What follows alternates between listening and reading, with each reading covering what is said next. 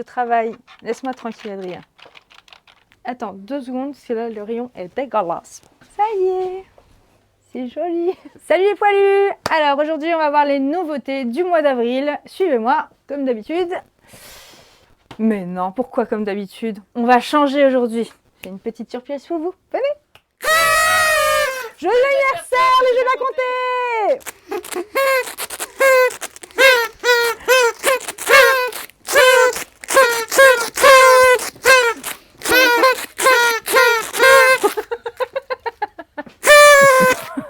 La pro des tututes. Vous l'avez compris, l'anniversaire des Jeux de la Comté fêtera ses 24 ans cette année. Nous vous accueillerons avec plein de promotions. Je vous en parle tout à l'heure. Alors, on va commencer avec un incontournable du jeu d'ambiance, Kites, une petite merveille de jeu coopératif où on va essayer de maintenir des cerfs-volants en l'air. L'idée, c'est que les cerfs-volants sont représentés par des sabliers de couleur. Il va falloir poser les cartes qui correspondent aux sabliers pour arriver à les retourner, que jamais un seul de ces sabliers ne s'arrête. Si vous n'y êtes pas arrivé, il va falloir recommencer. En plus de ça, il y a des cartes intempéries que vous pouvez rajouter, où là, ça corse encore plus le jeu. Un jeu très familial et très sympathique. On enchaîne sur Nimalia. Nimalia est associé un petit peu à un jeu de tuiles, mais en fait, ce sont des cartes. Ça va se jouer en 4 manches. Il y aura des objectifs à réaliser. Parfois, ce sera l'objectif 1 puis l'objectif 3 qui vont scorer, etc. Il y aura des changements qu'on va pouvoir anticiper. On va devoir essayer de placer les animaux dans une configuration par rapport aux objectifs demandés. Un jeu vraiment malin et avec un format de poche idéal pour les vacances. C'est top. Maintenant, les petits explorateurs. Un jeu de piste immersif avec de la réalité augmentée où nous avons 3 aventures dans la boîte. Ça peut être idéal pour un anniversaire si vous avez 8 cartons d'invitation qui correspondent aux 3 aventures. Vous allez devoir planquer des cartes dans la maison, dans le jardin. Les enfants vont devoir les scanner avec une tablette ou un téléphone et il va y avoir une énigme en réalité augmentée à réaliser. C'est vraiment super sympa, très immersif. Parlons ensuite de mon petit Everdell. Je ne sais pas si vous connaissez déjà le grand Everdell, mais c'est un de mes gros coups de cœur du magasin et j'ai toute la collecte chez moi. Donc je pense que je vais craquer aussi sur celui-là. C'est un jeu enfant à partir de 6 ans, mais qui est aussi tout à fait jouable et très agréable d'un niveau familial. Vous allez retrouver, comme dans le Everdell grand format, les différents éléments du royaume avec les personnages à acquérir et ainsi que des lieux. Il va falloir faire de la pose d'ouvrier et récolter des ressources sur 4 manches pour essayer d'avoir le plus de points de victoire possible en essayant de respecter les objectifs indiqués. Une belle intro au jeu de gestion. Oui, tout à fait, c'est clair. C'est vraiment, si vous voulez commencer la pose d'ouvrier avec les plus jeunes ou avec des gens qui ne sont pas habitués au jeu de plateau, là, on est vraiment sur un très très beau jeu qui va initier tout le monde. C'est très nul comme phrase. On va parler ensuite de Gardien des saisons. Gardien des saisons, une très belle nouveauté dans le rayon enfant à partir de 7 ans. On se prend vraiment au jeu, même en tant qu'adulte, on passe un très bon moment. C'est un jeu où il va falloir, en coopération, passer à travers les saisons. Et vous voyez, donc on a un plateau. Ici, on a différentes missions. Donc les missions, ce sont des pochettes, des enveloppes, où vous allez avoir plusieurs façons de réussir la mission. Donc à chaque fois, vous pouvez rejouer ces scénarios.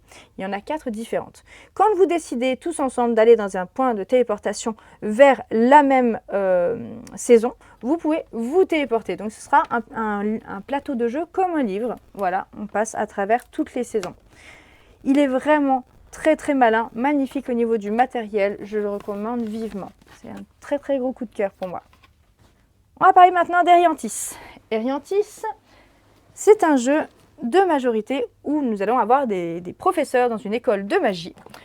On va essayer d'avoir la faveur de ces professeurs. Quand on a la faveur de ces professeurs, les pions des élèves de la même couleur du coup que le professeur nous donneront des points de majorité et nous permettront de poser des tours. Si on a réussi à placer toutes ces tours, nous avons gagné. Donc ce sont sur les différentes îles et parfois on va pouvoir les regrouper en archipels. Vraiment un jeu très malin, très sympathique et au niveau de l'univers graphique, j'adore. Je vais vous présenter maintenant ces 2 jeux-là. Ce sont 2 jeux de cartes exclusivement 2 joueurs avec un niveau expert. L'un, il va falloir sur Lost Empires arriver à conquérir en majorité des territoires d'une planète pour récupérer les ressources. Donc on va essayer d'attaquer l'adversaire pour avoir la majorité.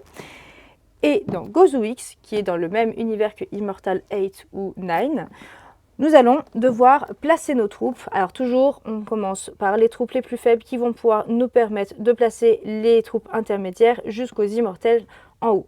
Il y a différents moyens de gagner la partie. Par exemple, arriver à mettre toutes ses troupes sur son plateau dans le tableau de 3 par 5. Ou sinon, de remporter 2 fois la manche. Donc nous avons ce côté pyramidal que l'on va monter qui est très important dans la stratégie de placement. Il y a le choix ici entre 8 factions au démarrage, sauf que chacun, on va en choisir que 3. Les 2 restantes vont nous imposer des contraintes pour la partie.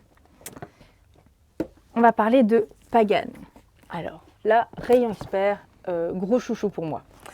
Pagan, un jeu de joueurs où là, attention, c'est du costaud.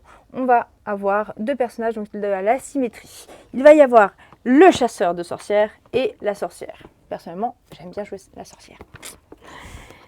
Donc, on voit pas grand-chose. Mais Pagan est un jeu dans un univers assez sombre. Il va falloir user de grandes stratégies. Quand on joue la sorcière, il va falloir révéler son identité qu'à la fin de la partie, mais faire en sorte de préparer son sort pour pouvoir révéler son identité. Et évidemment, le chasseur, il va vous traquer et essayer de découvrir qui est vraiment la sorcière, quitte à tuer quelques innocents au passage. Si vous voulez le découvrir au magasin et que vous êtes un peu accroché, je peux vous le faire découvrir. Nous l'avons en démonstration en bas dans la salle de jeu et c'est un vrai régal.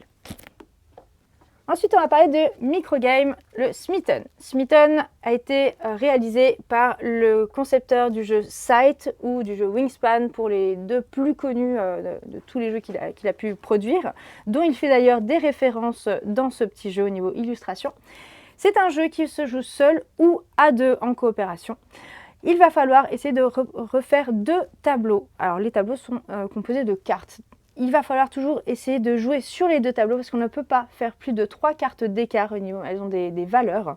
À chaque fois que l'on pose une carte, il va se passer un effet. Vous allez voir, ça a l'air un peu complexe comme ça. Finalement, c'est très malin et on s'y prend vraiment bien au jeu. C'est bon pour les nouveautés? J'ai parlé de tout? Non. Ah. Non, Evergreen, j'arrive. Je vais te présenter. J'allais l'oublier.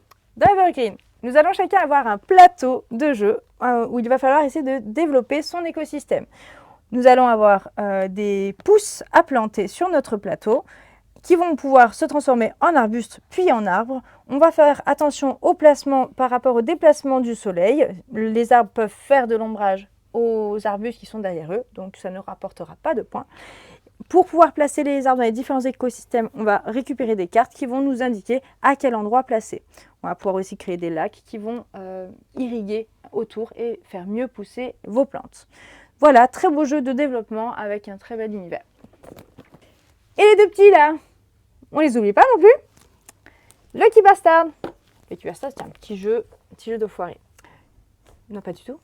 C'est un jeu qui a un nom de jeu d'enfoiré. Sauf que non! Lucky Bastard est un petit jeu où il va falloir essayer de mémoriser les cartes que l'on a devant nous. Attention, il y a différents poulpes, mais qui se ressemblent beaucoup, qui ne sont pas les mêmes. Vous voyez, la bouche n'est pas pareille pour les 2. Donc il faut vraiment essayer de mémoriser tous les petits détails.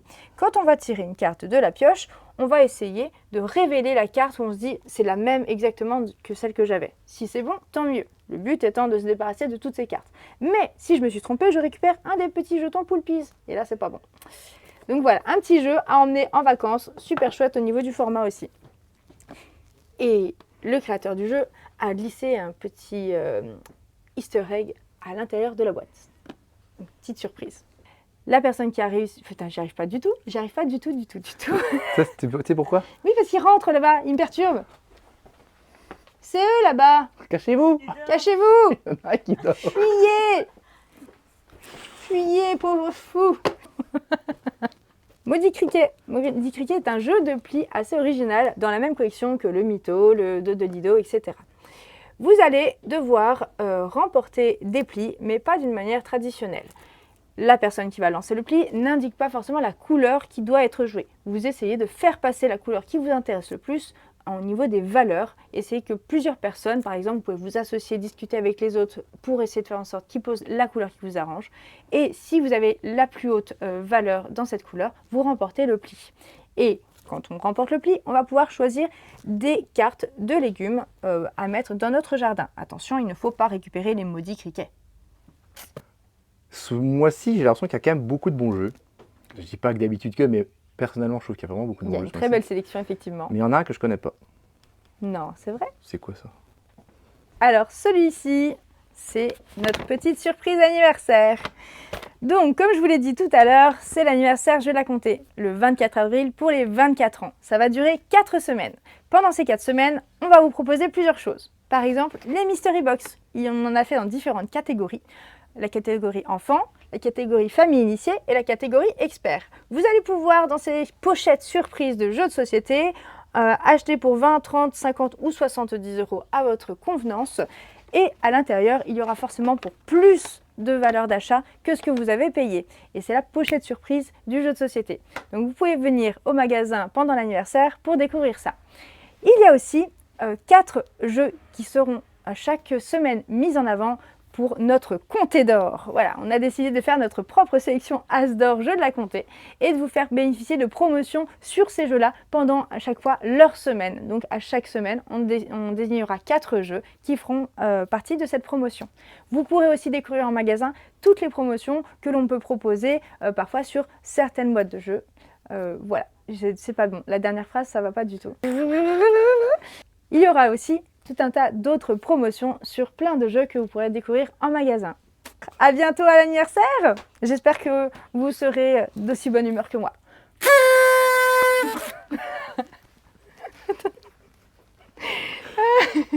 Il va le mettre au montage, tu sais. Il y aura un bonus.